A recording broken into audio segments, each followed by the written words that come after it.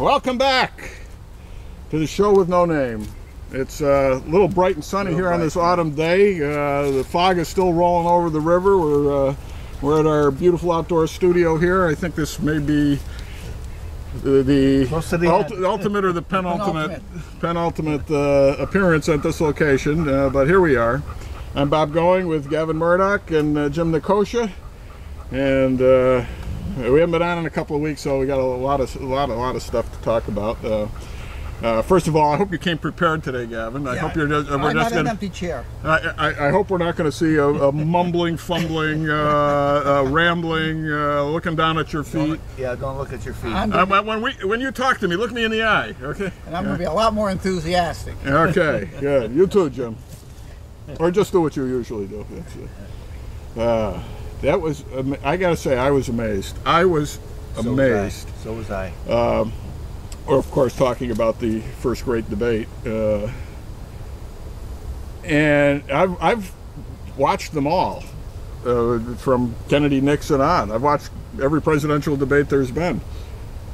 There's never been one like this that was so lopsided, so completely dominated, let alone dominated by the Republican. That never happens. Obama reminded me of that movie, Shallow Al, because he was completely dumbfounded. There was nothing there. It's like a cardboard cutout. Those who have been paying attention know that he's been doing nothing but giving his platitude 2008 or really 2007 speech for years. He really hasn't said anything of substance. He's not very knowledgeable about his own stuff. He paid no attention to Obamacare. He didn't know what the bill was in. What was in that bill when he signed it? He hadn't read it, and probably nobody on his staff had read it. Well, they wanted to pass it. The only thing that was important was to pass it. Say we did it. Yep. We did it. We passed it. Yep. What's in it? I don't know. But you're right, though. He did not appear to know anything about anything that he had done. He was not able to speak about whatever accomplishments he may think he has had in any degree or depth or understanding. Here's what we're doing. Here's what we're doing. Here's what we're doing. And none of it is, it was all, here's what I proposed to do. What do you mean what you proposed to do? You've been the president for 4 years. And having been a president for 4 years, he should have had a whole lot more specificity about things that had taken place. You know, Obamacare, he's been able to explain it to the people in a manner that they can understand. He's given 50 speeches on the subject. But he's never said anything about it in the 50 speeches. That's right. There's no specifics. There's so much to talk about there. Number one, he looked awful, physically. I mean, here's a guy who always had the trimly tailored suits, and even before he was president, and he looked rumpled. He looked like his clothes didn't fit him. He almost looked gray. If an African American can look gray, you know what I'm saying? There was just that look about it. He looked like he was sick. And what really struck me is, he's 14 years younger than Romney, and Romney looked like the younger man on the stage. He had more enthusiasm, more interest, more pep, a lot more knowledge. Boom, boom, boom, boom, boom, boom, boom, boom. And you see that, and you realize why Romney was good in business. He's organized. He had the presence. He had the presence. He had the delivery. He studies things. He's decisive.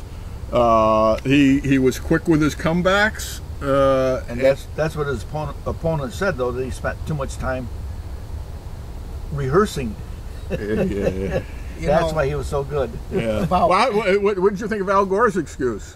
The altitude? Oh, it was the altitude. It was Denver. Wow, it was Denver. They should have had it in Virginia. About halfway through the debate, I had this vision of Obama and that picture of him in his polo shirt with his feet up on the desk in the Oval Office, just kicking back and just feeling how great it is to be president without ever having done anything. He has a bunch of yes people who he says, you take care of this, take care of that, and he is not as much hands-on as he has said he has had.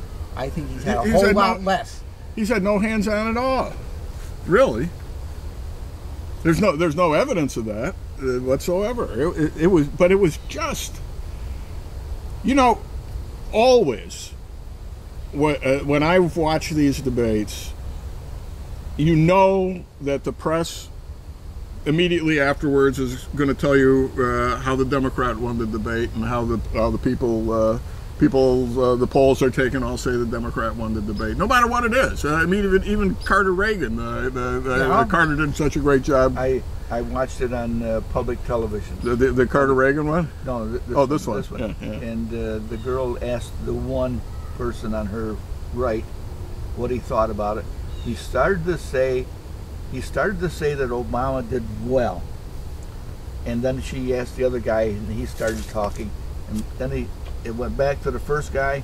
All of a sudden, yeah, it was there was just no faking it. I said, wow. Yeah, you flip over to MSNBC, it was like a freaking funeral over there, or they just lost the Battle of Waterloo, and whose fault was it? You know, Chris Matthews was like apoplectic incensed about how poorly he did.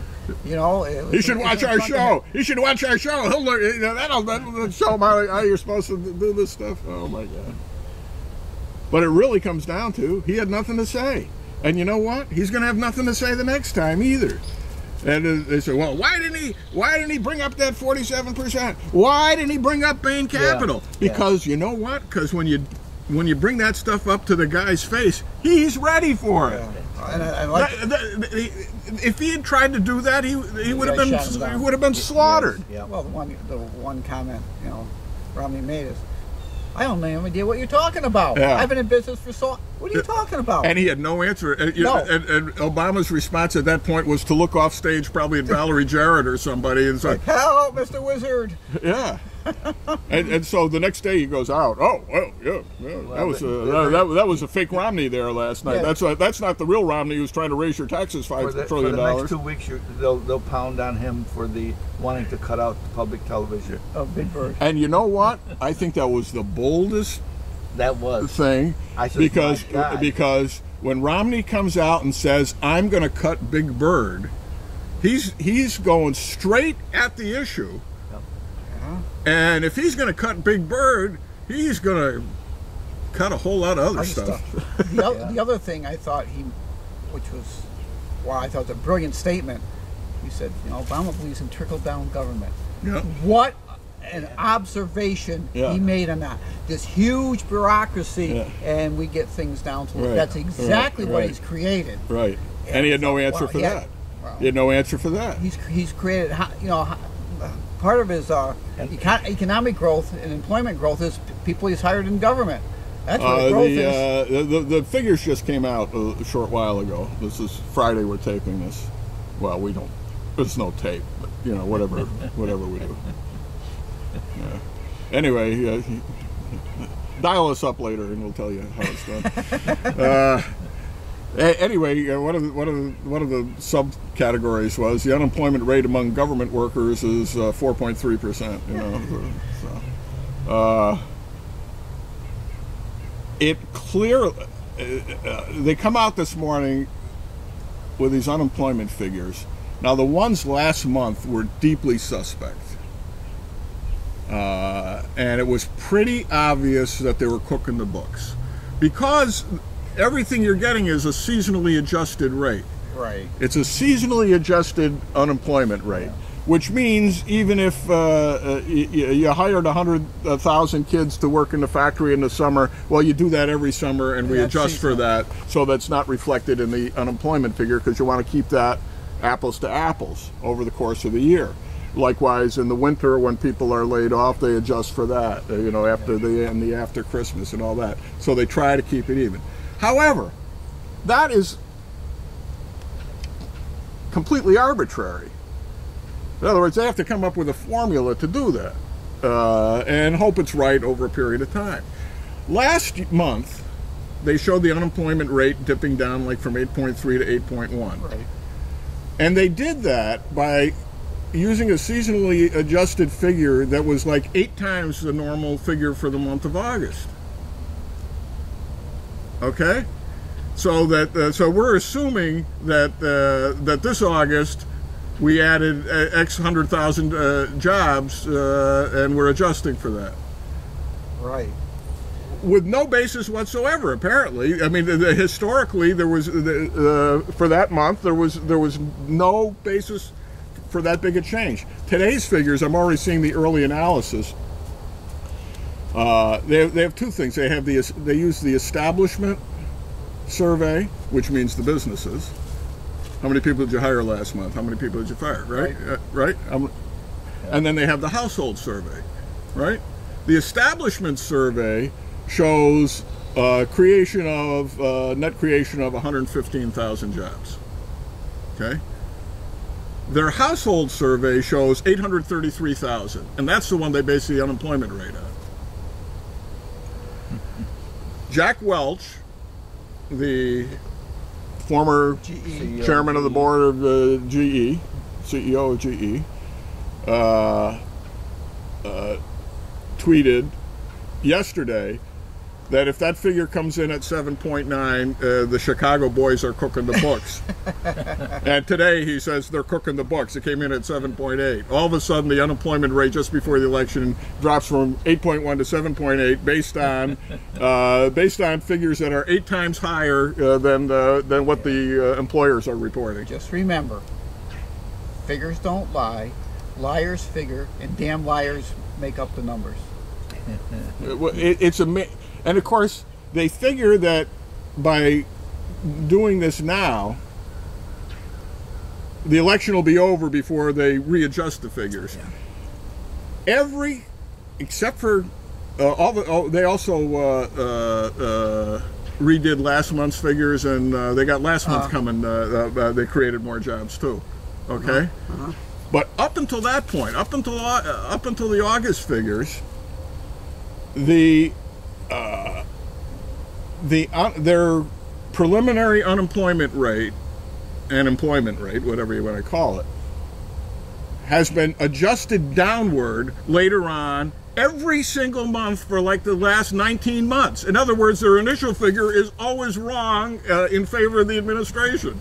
Right. But when they do fix them, nobody ever sees it. Nobody notices, and it's just a footnote in the AP story the next month. Oh well, when we readjusted last month. Yeah. So, it's crazy. It's really crazy.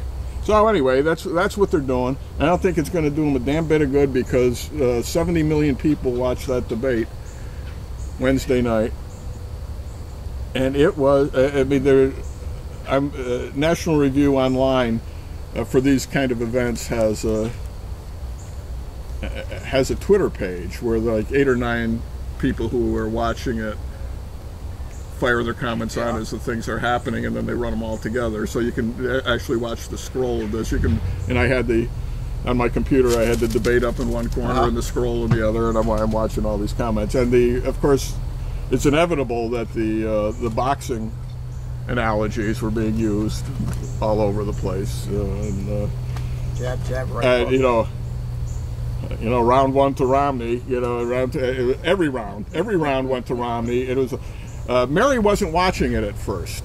She was in the other room doing a Sudoku or something, and after about 20 minutes, I went. I said, "You got to turn this on and watch this." I said, "This is a massacre. There's a massacre. This is historic proportions. I've never seen anything remotely like it. Even Jimmy Carter's, petulant meltdown in 1980. At least Carter had some idea what he was talking about because Carter was one of those guys who used to have literally he was so hands-on that he controlled the schedule of the White House tennis court. That had to cross his desk. I mean, that really. So when it come to Obama, his is the basketball court. Yeah, his is the best, but I don't think he bothers taking care of that schedule. He doesn't seem to be bothered taking care of anything. Except, when am I going to the golf course? Or another trip. So you can't even compare that. As much as Reagan dominated Carter, it wasn't as though Carter just gave up. Carter made some strategic errors. He was mean and surly, which didn't help. And of course, he misrepresented Reagan's position, and all Reagan had to say was, "There you go again. I don't want to get rid of Medicaid. Why do you keep telling people I want to get rid of Medicaid and Medicare? Why do you keep doing that? That's crazy." Well, that's just like Obama keeps hammering him about the. Well, that's right, and he should have been prepared for Romney's comeback on that. But Romney was just brilliant handling that. You keep saying this. I got 5 boys. Yeah. You say it 5 times, you're going to start believing it. People are going to start believing it. Yeah, he says, but I still don't believe it. Because he knows. Now, everything's racist, as you know. Everything's racist, and one of the Obama apologists, I forget who he is, some academic, yesterday, was outraged that in referring to his sons, Romney called them boys. I've got 5 boys. And that was a subtle clue. And all the racists in America were jumping up and down and cheering because now they know that this guy is on their side. Because he called his own sons boys. And that was a subtle way of saying that boy over there. You know. Holy mackerel. Oh my God. Boy, you really got to reach. You really got to reach. But it was obvious to this guy. It was obvious that that's what Romney was doing, because these people know that, you know, all conservative Republicans are racist fiends who want to take their cell phones away. Wow. That is a stretch. Yeah. You know, and then people were critical of the moderator, Lehrer. They said he didn't handle it well. You know what? He let him go. That's right. You know what? A debate is not response and answer. A debate is an opportunity for you to say something and give me an opportunity to rebut it. Right. That's a debate. That's right. It's not about the moderator. As when Charlie Crable made that point about Lehrer, I quickly said nobody goes to the ball game to watch the umpire. No. No. And if you notice, the umpire, he didn't do a good job. Yeah, that's right. Charlie Crable said that? Yeah. Well, actually what he said, it looks like Romney wants to be the moderator too, or something like that. Obama said the same thing. Obama did the same thing. He interrupted a couple times. Well, of course. And of course, that's okay. And then afterwards they said, well, Lehrer let Romney talk too much. Then they added up afterwards, and Obama actually spoke for 4 more minutes longer than Romney did. He just didn't say as much. When they took the "us" out and counted the words, it was. He didn't have the teleprompter, so he was lost. It really is incredible how bad he is on his feet, and I guess he's. You know, think with all those face-offs with Hillary Clinton. Of course, she never said anything either. So this next debate is going to be what? The economy itself? I think the next presidential debate is on foreign policy. And, oh yeah, that's right. And what's he going to say? I killed Bin Laden 100 times? Yep. How many votes do you think that's going to get him? Not too many. Not too many. The people who wanted Bin Laden killed aren't going to vote for him. No, because he didn't initiate the plan. It had been initiated a long time before. It's not like he's going to be perceived as the hawk against the Republican. That's he's going to have some tough issues on the Middle East. Regarding Israel and Syria and Libya, as more and more information he's not comes doing out. anything over there. So Romney's a perfect chance for Romney to nail him. And of course, everybody's expecting him to, to bomb Libya just before the next debate. It's what is it? 4 weeks since the assassination? No, it happened on the 11th, and today is it's September 11th. The 5th, right. So almost 4 weeks. Yeah. And we can't talk about it because there's an FBI investigation going on. That started yesterday when they got on the ground. Did they finally get there? Yeah, they finally got They there. finally arrived there, Yeah. because the press has been going through the American consulate and picking up top secret documents off the floor, and the ambassador's diary, where he's worried about security, and it turned out they actually cut back on the security earlier this year. They privatized it. Oh my God! Yeah. Well, they more than privatized it. They turned a lot of it over to the Libyans. Now, who in Libya can you trust, for God's sakes? Who in the Middle East can you trust? Not too many people. So that's going to be an interesting debate. I think King Hussein's, the late King Hussein's wife, you can probably trust she's American. Yeah. It'll be interesting to see what his take is going to be. And who's the moderator? You know. The next one? It won't be this Ilir? No. No, they spread it around. I'm not sure. Is it Brian Williams? It'd be interesting to see, because just like this, though, but even more so, there should be some very pointed questions that should be asked with very specific answers. Yeah.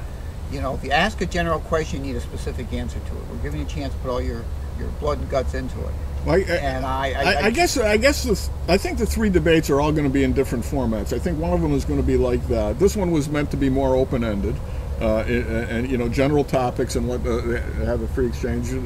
One is going to be the more pointed, and one is going to be more of a town hall type thing. Now, I watched a lot of the Republican debates earlier this year, and I got to say, I'm not a big CNN fan, but they did the best job. When they were running the debates, they kept things moving. They had audience questions lined up. They had stuff that people had tweeted in lined up. All pretty well organized and topical, and and the thing flowed beautifully. Of course, it's different when you got one-on-one like this too. you don't have 4 or 5 people up there trying to answer. Yeah. But if they allow a little exchange between the two, I think that would be a good thing for Romney. Yes. I think he's prepared for like any format there is. The guy's smart. He's sharp. He's had jobs in this life. Despite this, what you think of how much money he's got, he's actually had jobs. Right. He's actually been involved in legislation and administration as a governor. I had a person tell me yesterday, but he's never had a job, and Obama had. I said, wait a minute, Obama had no jobs. He was a social worker. This guy ran businesses. He started the business and never had a job. And they said, well, he's going to favor all the rich people.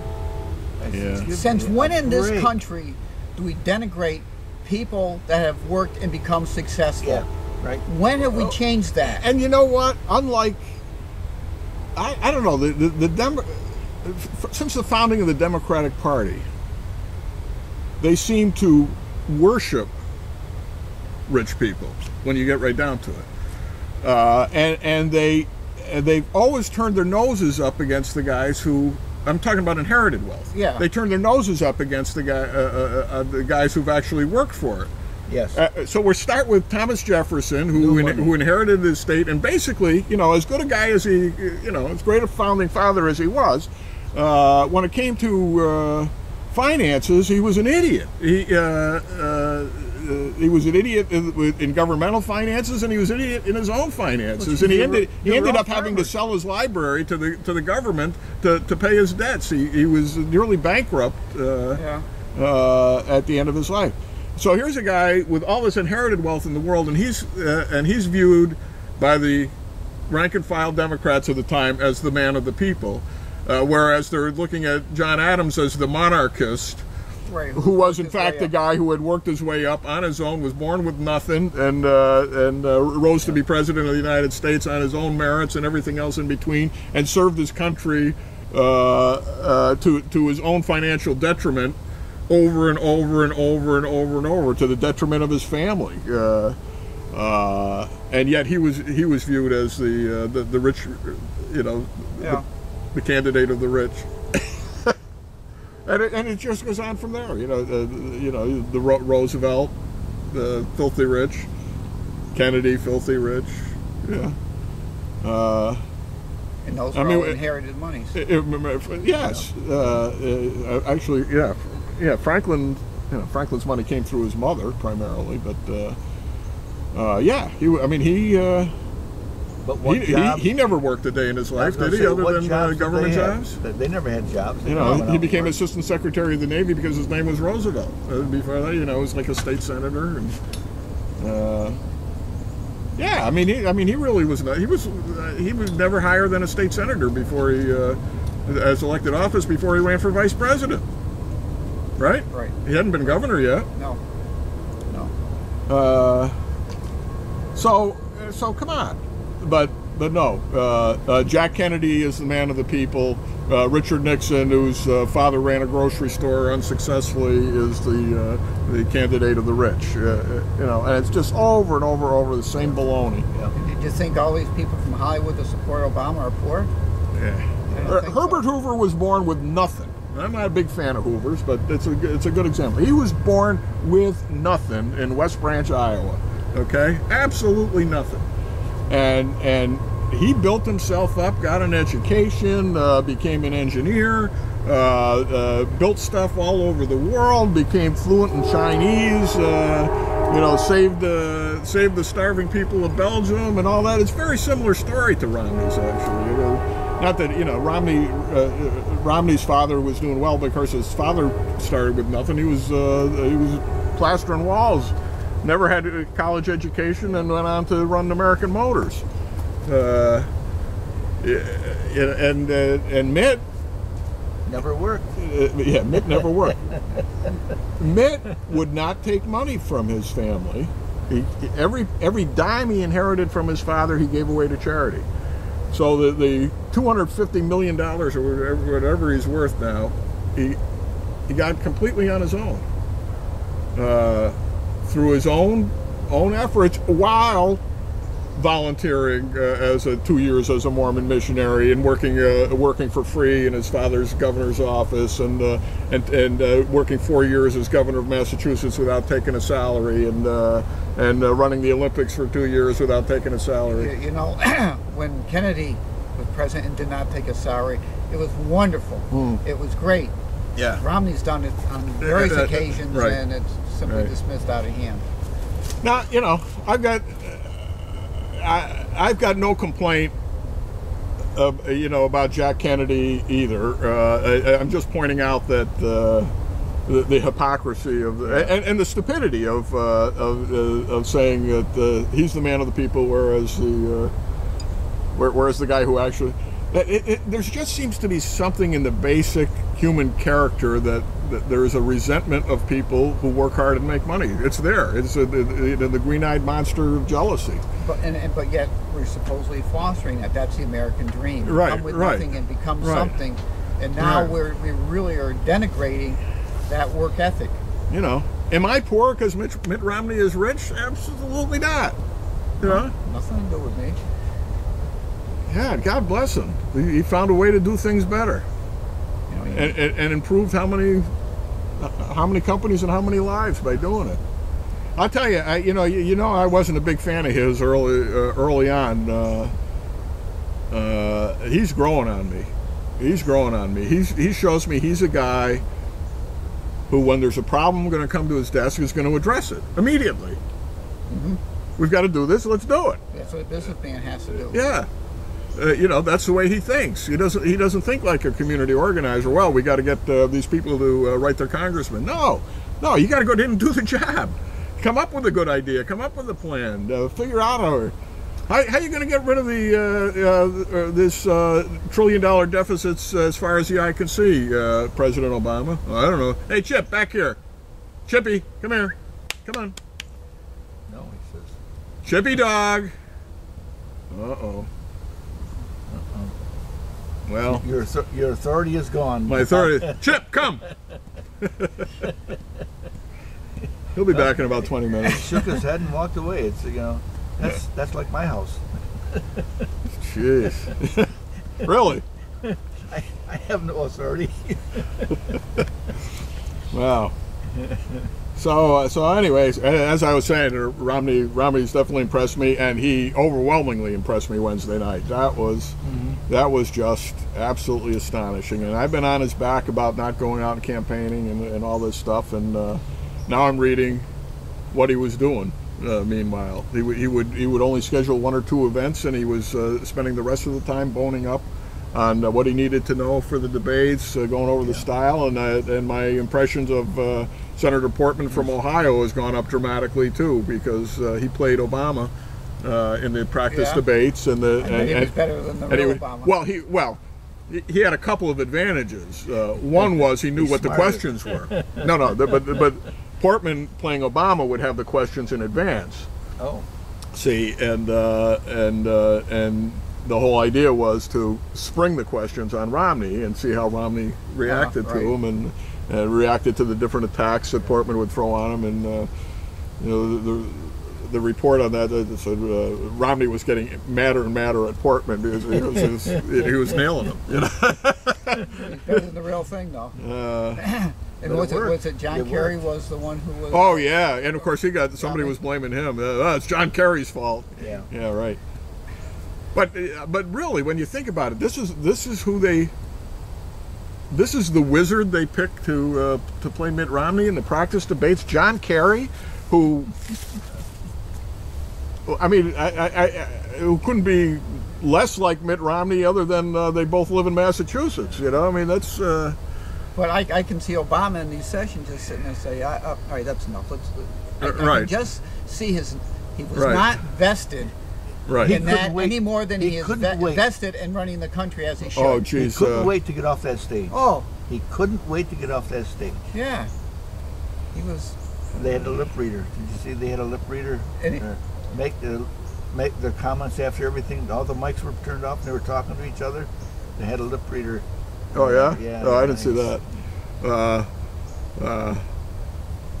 Ann Coulter had the line of the day yesterday. She was on Fox and Friends, and she said, he says, when that debate was over, you could just see in Michelle Obama's face that she wanted to go home with Mitt. She was so mad. She whisked him right off that stage. Yeah, she did not look happy at all. That one picture that it was priceless. Drudge had on all day yesterday. Romney's got a big smile on his face, and he's gathering up his notes from the podium before going over to greet his family. Michelle's already on stage, and she's already dragging him off, and she looks like she's ready to kill. Because she feels he embarrassed her. Right. He embarrassed her. He was not prepared. He did not do a good job. And now think about this. Now here's after all, what did you expect? That was his anniversary day. Right. That's right. How did His you mind expect was someplace else. Yeah. Oh my God. That's one of the comments that I heard. Yeah. He didn't want to be there because it was his anniversary. Why the hell did they schedule it on his anniversary? Right. Well, 20th anniversary of something else. Beginning of the fall. Yesterday's? No. Right, the beginning of his fall from grace. Fall from power. What? Fall from grace. What's that? Obama. Oh, that's a new anniversary. Oh! I thought you were talking about something else. Oh. Okay. Beginning. No, because yesterday, October 4th, was the 25th anniversary of that big snowstorm. Yes, I saw that October snowstorm on Facebook. Yeah. And me and Joe Prisblow have the greatest story about that. It was Joe Prisblow's wedding day, and I was doing the ceremony. And who was late? His wife. But anyway, it was scheduled. It was going to be a beautiful. I mean, look at how nice this weather is today. It was going to be a beautiful early October wedding. It's on the grounds at City Hall, and Joe's a excellent photographer, and he wasn't the photographer for the wedding, but he had an eye for it. And so they're using the garden at City Hall, and with it was arranging in advance where the portraits would be taken with a beautiful valley in autumn in the background and all this. So So he invites me up to the rehearsal the night before. I don't usually go to them when I'm performing weddings, but you know, Joe's a friend. So I go up there, and it's like 6 o'clock on the day before. I think so. This must have been a Friday. I think the wedding was on a Saturday, or Saturday, Sunday, or something like that. Whatever it was. And he's really disappointed because it's pouring rain. He says, you know, if it rains tomorrow, we're going to have to move this indoors, and all this setup is for nothing. I said, yeah, that'd be terrible. Well, we wake up in the morning. What was there, 1.5 feet of snow on the ground? It was incredible.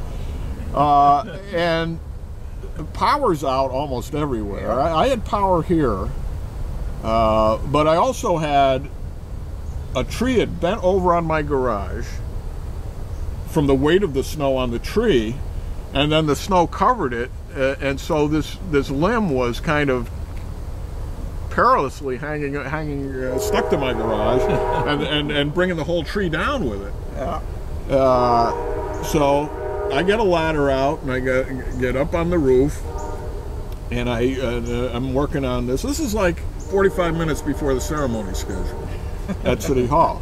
And I'm wondering how the hell I'm getting off at George Street at that point, because, you know, the plow's coming through, but the snow's still coming down. So the branch suddenly comes loose and springs back and knocks the ladder out from under me in the process. The ladder starts sliding backwards, and I'm going down with the ladder. And it was like motion. It was like slow motion. It wasn't slow motion, but it felt like slow motion. And in the slow motion, I'm going down, and before I hit the ground, I'm thinking, I'm going to have to call Joe and tell him the wedding's going to be at the emergency room at St. Mary's Hospital. And I hit the ground pretty hard, and my knee was banged up, but I was able to stand up and walk. So I said, okay, that problem's solved. We get over to City Hall. And Joe's there, and the bride is not. Just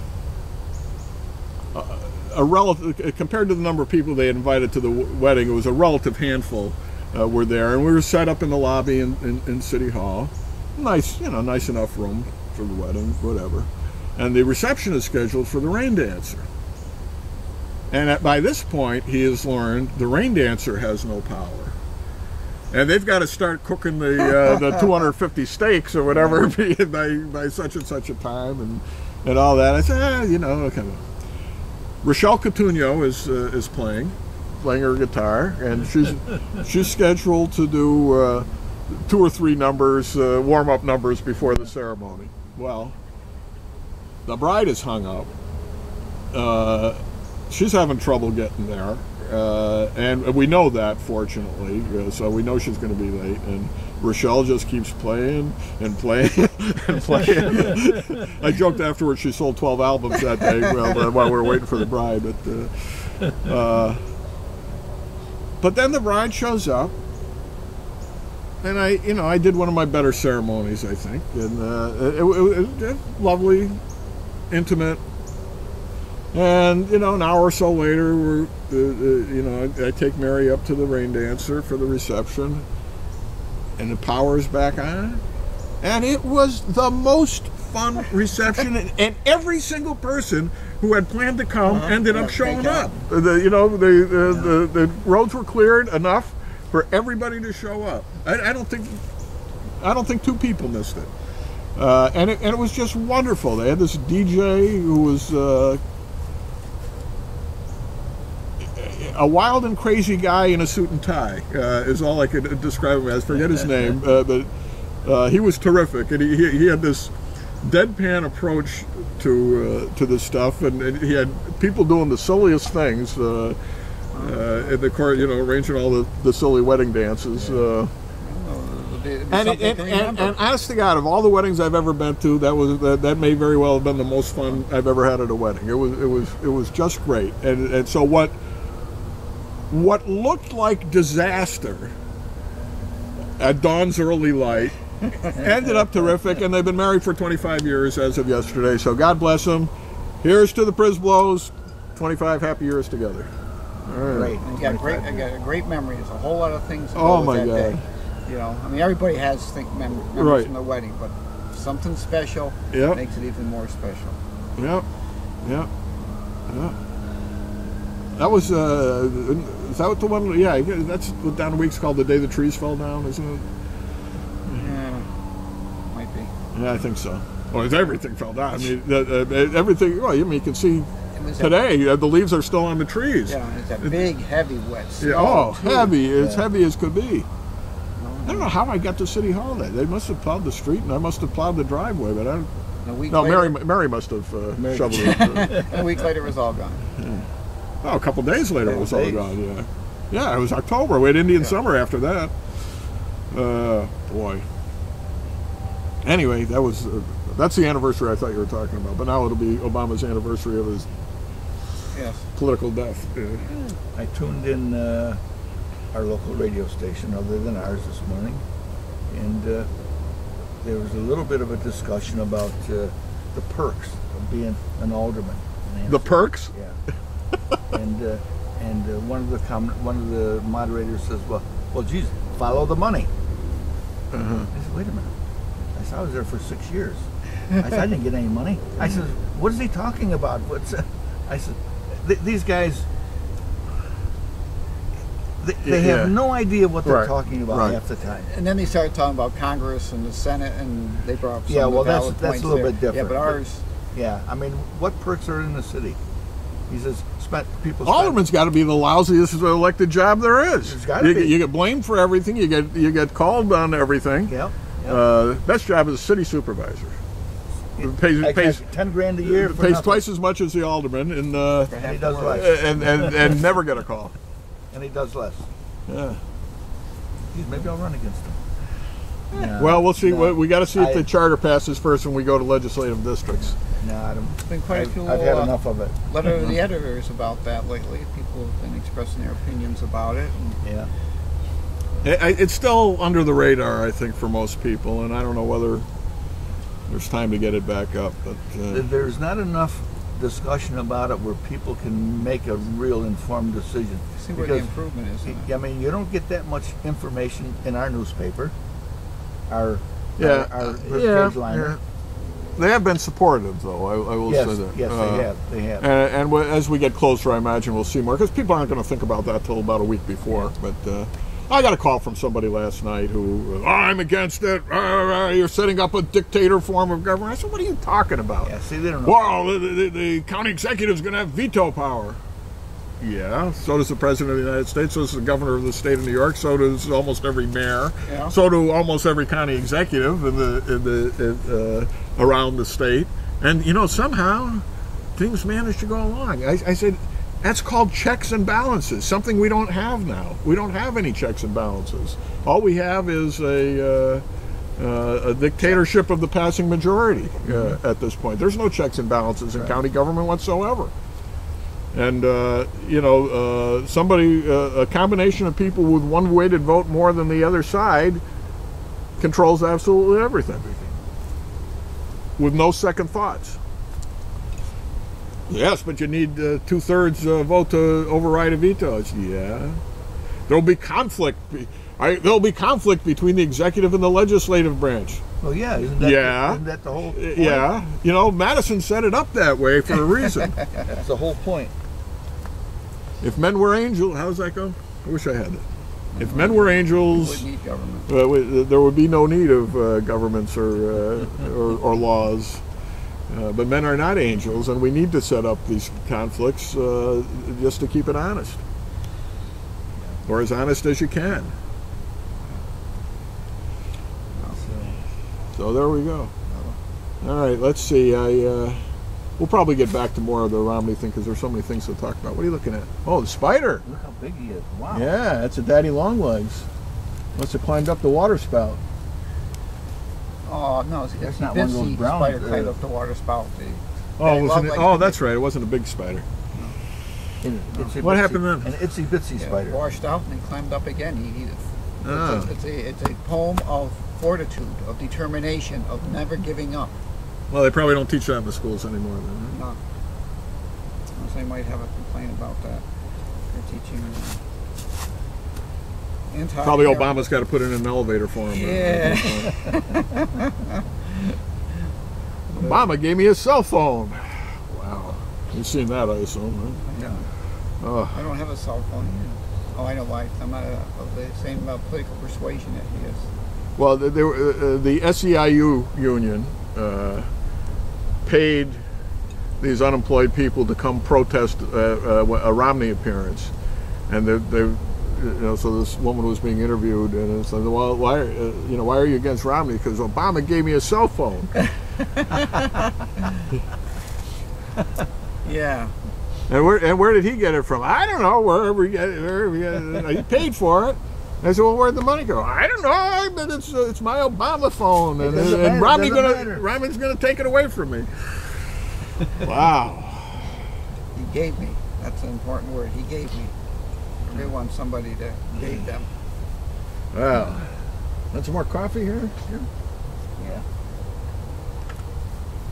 Yeah. Speaking of giving, Yeah. you see that Boston gave Bobby Valentine an opportunity to have employment somewhere else next year. Well, that was very big of them. I mean, I can't imagine that there was a second thought on that subject. Holy crap! This is the worst record they've had since 1965. Granted, there were some injuries. Yeah, but Granted, they were pulling people up from the International League all the time. can you blame all this stuff on the coach? You can't blame it all on him, but I mean, he certainly did absolutely nothing to redeem himself. They lost like 28 of the last 30 games, didn't they? I mean, it was incredible. Their home record was absolutely abysmal. I think they won like 24 games at home, something Why don't they crazy. get rid of some of the players? They did. They've already gotten rid of 6 players. They imploded, and he lit the fuse. But that is his modus operandi. It's always happened to him. Well, Even when he's been successful, it's eventually just. I think was the last straw. Well, it wasn't really, because they had made this decision probably a month or two ago. He blamed Gary Tech for his problem. I saw it in the paper. Him and Doug McClure, the pitching coach. Well, yeah, he finally was able to get rid of he didn't like the pitching coach. The pitching coach was hired before he got there, and so he had his own guy he wanted in, and so they made the other guy the assistant pitching coach, Valentine's guy, and Valentine wouldn't even talk to the pitching coach, even though he was sitting next to him on the bench. Yeah. Wouldn't even talk to him. Oh, wow. Because that wasn't the guy he wanted. And so finally, like in early September or something, they finally got rid of the pitching coach and let Valentine have his own guy. It was too late. That really helped. And the pitching got no better after that. If anything, it got worse. But my God, when Veritek retired, it really surprised me because he singled out Gary Tuck as the person who had the most beneficial influence on him. As a catcher. And which is the same thing Posada always said about Tuck. Yeah, and what amazed me about that is that Tuck didn't come till 2005, really toward the end of Veritek's career. Certainly after he'd long been established, but Tuck was such a positive influence on Tuck that he singled him out. And now Veritek is back with the organization. I think Tuck will probably stay. But boy, well, they got a lot of money to play with now. That's they got rid of $1 million, mate. They gave him to the Dodgers, and the Dodgers didn't make the playoff. That didn't work out very well for them. No, they didn't, did they? No, they didn't. They were within a couple of games when they got those guys. They went down to 5 or 6 games behind, and they still lost out on the wild card. Now, could you imagine that this could almost happen? Could you imagine that Baltimore wins the East, Oakland wins the West, and then the World Series becomes Baltimore and Washington? That can still happen. It can still happen. Can you imagine Texas and the Yankees having to have the playoff to get into the playoffs? You know, and seeing these two teams, there was. Oh wait a minute. Yeah, because well, Baltimore could still end up on top. Oh yeah, sure they can. They still could be them in Washington. Right. There was on the MLB channel. Misha likes to watch that. These guys yak back and forth. They're all former ball players on there, which is good to give you some real insight. And they were talking back in beginning of July, end of June, and they said, "Oh, now the Yankees are going to go out the West Coast and they're going to play that minor league team, Oakland." Yeah. Guess what? Yeah. Guess what? That minor league team played a pretty good ball game. But I was surprised. They're still playing Moneyball out there, aren't they? Yeah, and I was surprised they ended up winning. But the other big shock, and nobody has said anything about, was the fact that a little over 2 weeks ago, Chicago was 2 or 3 games up on Detroit. Yeah. Chicago was way up there. Then Konerko got hurt. He had an operation on his wrist. Something went with Dunn, and all of a sudden they swapped places, and Detroit wins by two or 3 games, and Chicago finished second. But Ventura had him up there all summer long till the very end. Now, let's go back just a few days, like Sunday, I think. Today's Friday. We go back to Sunday, and Texas was leading. Yep. Baltimore and the Yankees were tied. Yep. Right? Yep. And in the way things end up, you've got actually by Tuesday, I think, or Monday maybe, the Yankees and Texas had identical records. Baltimore was like a half game or a game behind or something like that, and Oakland was breathing down Texas. Yep. So now you've got in the playoffs 4 teams that I guess finished within a game of each other, right? For the best record, yeah. Baltimore, the Yankees, and Texas and Oakland. The 4 teams have almost identical records, so it's going to be one hell of an American League playoff on that end. And of course, Detroit comes in with the other, and they got their Triple Crown winner. Yeah. So I don't know how you can't give him the Triple Crown, because one, they end up winning the division because of him. They pull him up. You mean MVP? MVP. I don't know how you can't. Well, you can't. You cannot not. I mean, the only because person of that. The only person who won the Triple Crown that didn't get the MVP was Ted Williams, and did twice. Yeah. He didn't get it. Once he got because one of the Boston writers hated him so much he wouldn't even put him on the ballot. He wasn't even in the top 10. He gets beat by DiMaggio. DiMaggio's hitting streak the one year. Right. I mean that was one hell of a year in 1941. And then Joe Gordon beats him from the Yankees the next time in '47. For no good reason. Right, and he was second to Williams and everything, you know. But here, you know, they're touting Trout. Trout did a great job, but guess what? His team didn't make the playoffs. Okay. Yeah. He didn't make the playoffs. Is he going to be Rookie of the Year? Absolutely. Was he the most valuable player? No. When a guy wins a Triple Crown, the first one since 1967, since Yastrzemski, and actually the first one in 45 years who never played in Shuttleworth Park, because Yastrzemski did. He played for Long Island. He played there in American Legion. Well, when they get the infield done, maybe we'll get another major league team come through. Well, but that's going to be a good deal, because the rental fee they're getting from the college is going to pay for it. Yeah, after 50 years. No, it's not that long. They're going to get $8,000 from. Well, the college is coming in. Union College is going to play the home games here. Oh, that's right. Yeah. They're going to give them $8,000 a year, I think. Is that? That's all right. That's all right. I'll tell you. I mean, that's one of the jewels of the city, and it's just gotten better and better every year since Brian took it over. Yeah. Brian Spagnola, my hero. Turn things around. You know, I agree with you. It's a great park. Riverlink is a great park. The golf course is a great golf course. Well, so far, which one pays for itself?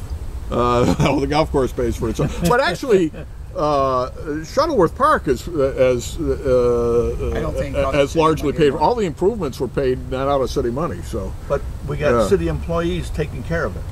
Not so much. Recreation department. I don't think they're taking care of the field. I think they do. They may do stuff in the park outside there. Outside the field, but Cinderella, well, at least under the agreement I wrote, the baseball club was taking care of the baseball park. But you got to remember, this is a different administration. It is. They did change that. I think they don't go by agreements. Yeah. Yeah, but he's right. The Cinderella League takes care of their two fields and their building. And that's been a great improvement down there. But there's been probably $1 million worth of improvements into the big ballpark, none of which were paid by local taxpayers. And that place is filled. And it's filled. And then some nights it's more than filled. Absolutely. Okay? I in the course of researching my World War II book, I came across the 1942 attendance figures for the rug makers, who were, of course, playing Canadian American League, their minor league ball club affiliated with the Yankees. Now, mind you, this is the season that the New York Yankees played at the park. Okay, with Joe DiMaggio and Phil Lefty, what's his name? Lefty Grove. Jolton Joe. And Phil Rizzuto. And your wife's cousin, they got to meet Joe DiMaggio. Yep. Johnny Marcelli. Anyway, even counting the Yankee game, the Amsterdam Mohawks drew more average per game than in that same in the season that I found this a couple of years ago.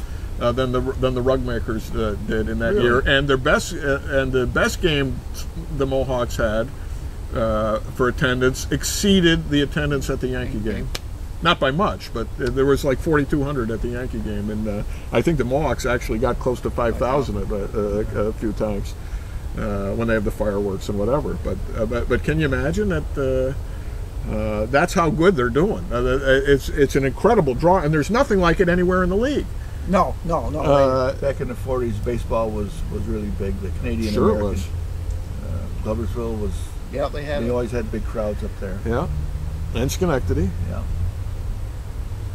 But no, they get a huge crowd, and it's people look forward to it. And the hard thing for Brian and for the team is you have to recreate it every year, because you don't have Casa Lazaro playing there 6 years in a row. You get a whole bunch of new players. Okay, it's only a team, and people follow teams, but the continuity that you have with the Yankees, you get or Red Sox, you got a guy playing there for 10 years. You here, there's a whole bunch of new kids every year. Occasionally, you get a kid back for 2 years, but not very often. And he's got a whole crop of kids. You have to regenerate the enthusiasm, and have these draws, and they come in, and it's marvelous. You can't. You can't beat it, and they do. You can't even get there sometimes. They do a great job recruiting, and of course, the more successful they are, the easier it is to recruit. Yeah, absolutely. Word of mouth. They all want to come to the park where everybody comes out to cheer for them. Sure. These guys play in front of more people than they played in college. By far.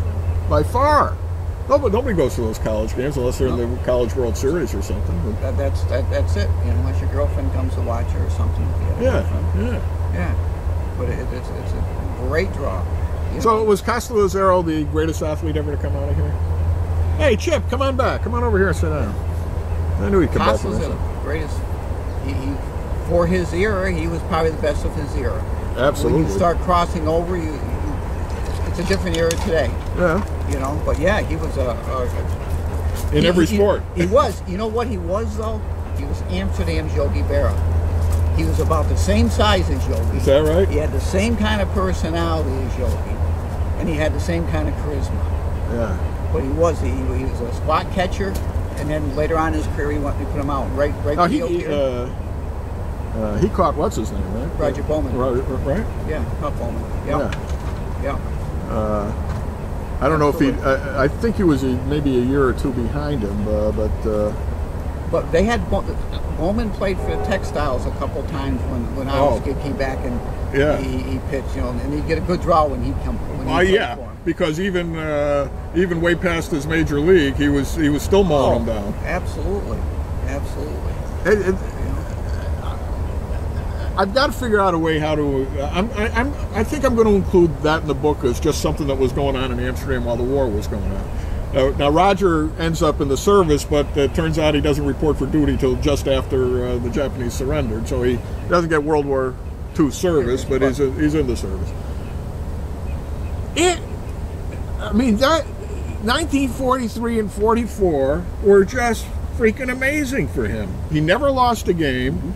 Actually, his entire high school career, he never lost a game.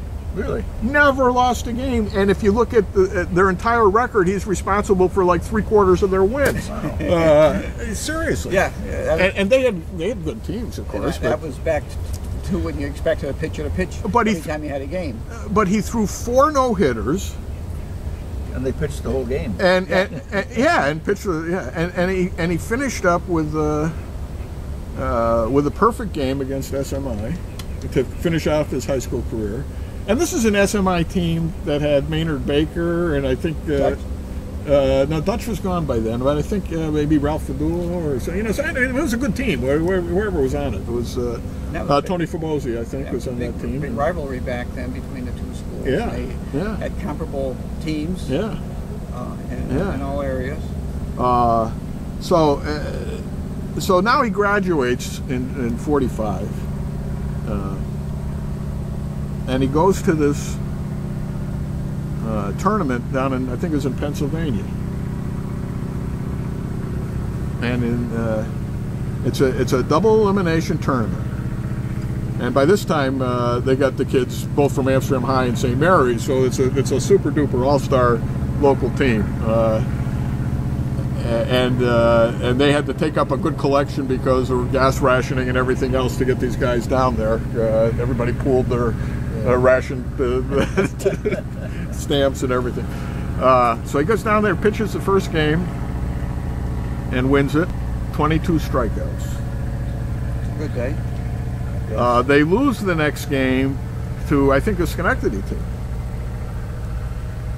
He comes back the third game, I think, on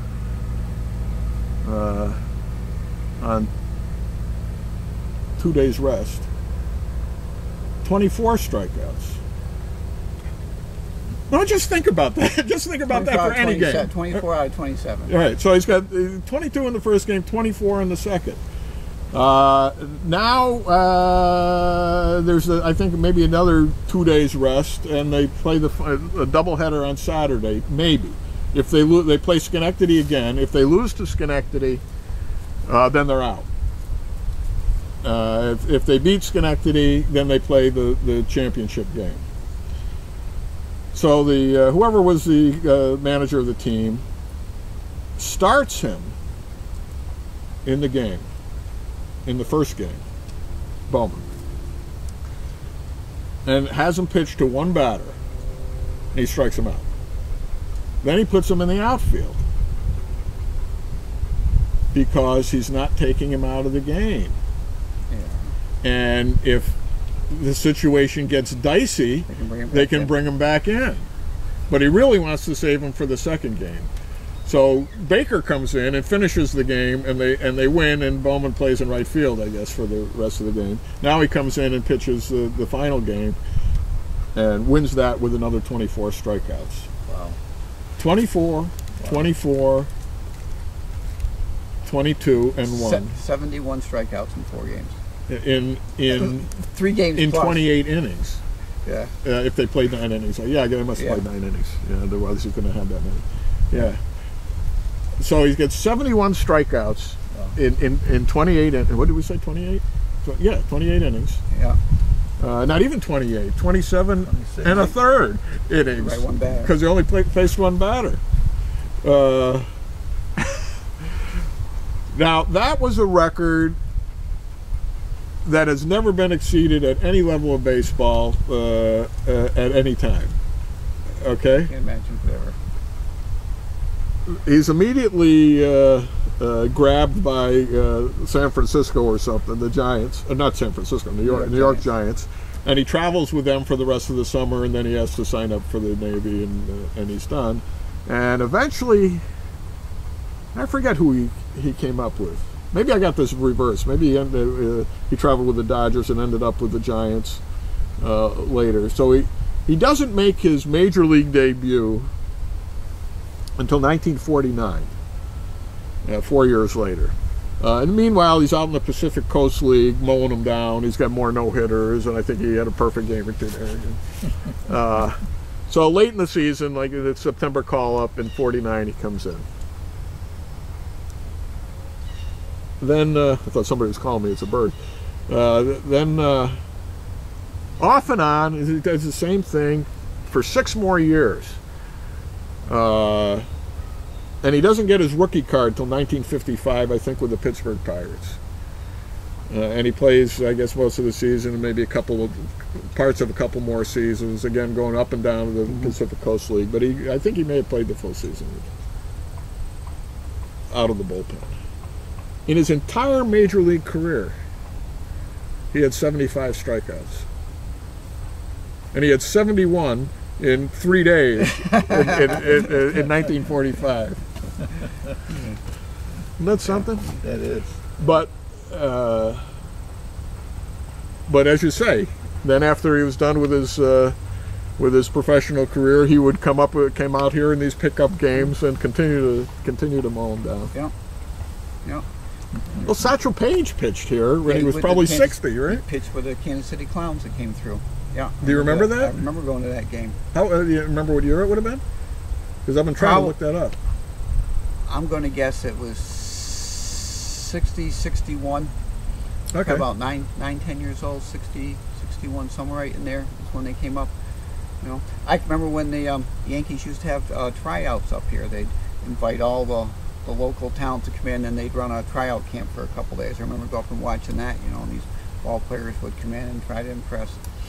The Giants sent a scout up one year to watch Randy Alexander. Him and his brother played for the rug maker. They were the semi-pro rug makers from the 60s. Yeah. And that kind of flipped around. The Textiles were the good team, and the rug makers were like the second division team in Amsterdam. Is that right? Yeah, yeah. They came up to watch him. I was a rug maker fan because Jack Davey played for them. Let me tell you about him in a minute. Okay. And he was a great fielder, adequate stick. He made 3 errors like in the first 2 innings. The guy gets up and he's gone. Jack Davey, he played for the rug makers. And a lot of those, I think, if you're going to balance it out, more of the St. Mary's kids played for the rug makers and for the Textiles. Yeah. But he had the funniest run in baseball. Jack did, because he had his basketball layup run in. You know, you have to kind of time your steps. That's how he ran off. He was pretty fast, but he had a very short, jerky stride that he had. You know, they had him. They had Slezak played here. Costa played. Zeke Zilka from Gloversville came down here and played. He played right field for the Textiles. They had some great ball players. Bob Cantine played here. It was great to go up there, and they were always. Randy Alexander went to St. Mary's, didn't he? Pretty sure. Yes. I'm pretty sure my mother taught him. Yes, I think Randy went to Mark. I'm not sure if his brother Mark did, because they were brothers. And they played. Mark played short, and Randy played second. So what do you remember about Satchel Paige? I had a big crowd up there. I imagine so. Up there for him, you know. And I get this big smile he had the whole time up there, and the gyrations when he was pitching, you know. I thought, that wind up, you know, and I think how old he would have been. Well, if it was in the 60s, he had to be. It was 14 years after he had to be in his mid 50s at least. Well, because if not closer to 60. He came up in what, 55, 56 with Cleveland. Well, he came up. He was with Cleveland in '49 because he was in the World Series in '49 for Cleveland. Yes, you're not 49, 48. 48. The Yankees won in 49. 48. Okay, he was up then, and he was in his 40s then. Yeah, I'd say late 30s, early 40s. He was like 42 in 48. So figure 1906, he's 55 in 61. Right, yeah, but they were, you know, barnstorming across the country, the Clowns, and They were just, it was a great show. But I remember we used to go up to watch all the time because the Textiles playing in the Capital District League or whatever it's called. You know, you had Crowell AC coming up from Schenectady and everything, and they were big rivals. There was a couple of Albany teams that played. That was kind of a neat league. What was that, the Schenectady Twilight League or something? It's a Twilight League, yeah. Then it became the Schenectady Twilight League because they ended up, Schenectady had more teams than anybody else did. But they used to get good crowds when the rug makers played. What does semi-pro mean? Some of the guys are paid and some aren't? Is that what that means? That's what it means today. I don't think it meant back then. I think you don't think anybody was getting paid? I don't think anybody was getting paid back then. You know. I don't think they get paid now. Semi-pro. The ones for the the Amsterdam team semi-pro, right? The Zephyrs? What team? Zephyrs. Oh, the football team? Yeah. They're semi-pro. Well, that's and what they don't get paid. No, I don't think so. No. Matter of fact, one of the teams had to forfeit all their games because they had a. They folded up the Zephyrs. Yeah, they had a guy playing. They got paid. You got paid for another team, and you're not supposed to do that. Well, I can imagine why. Yeah. But that used to be good. You know, nice crowds up there, and it used to be a lot of fun. But no crowd like what we have today. No crowd.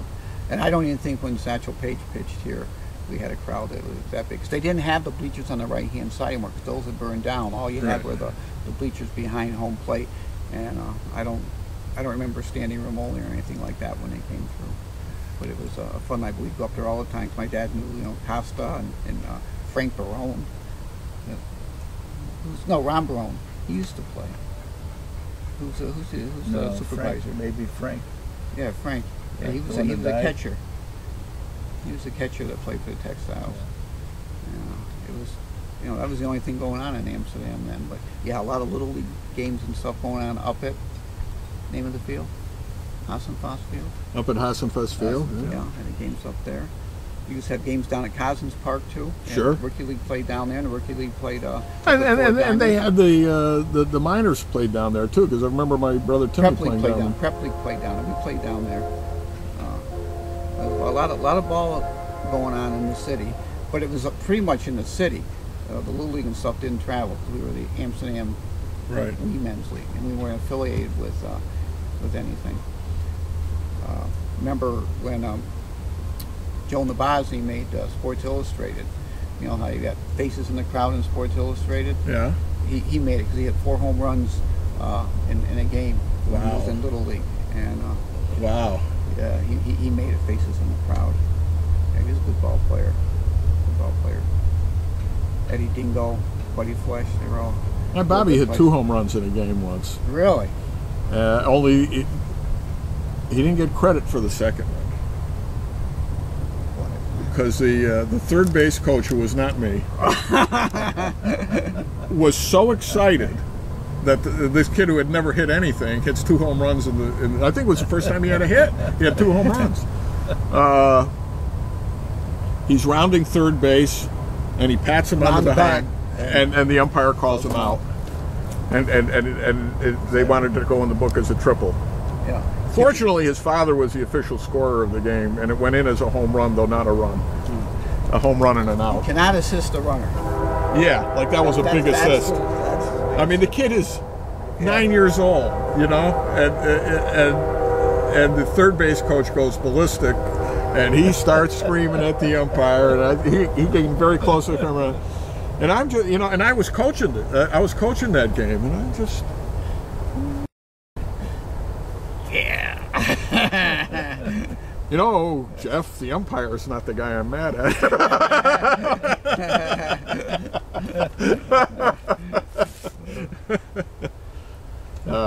It's okay, Jeff. Gordon, I've forgiven you. There you go. Oh, we got. What time we got? 11:30. Really? Yeah. Oh, well, so how long have we been going? We've gone a little over an hour for this segment. Okay, so let's call a halt to this segment, and we'll do a short second segment. We'll be back shortly with more of The Show with No Name.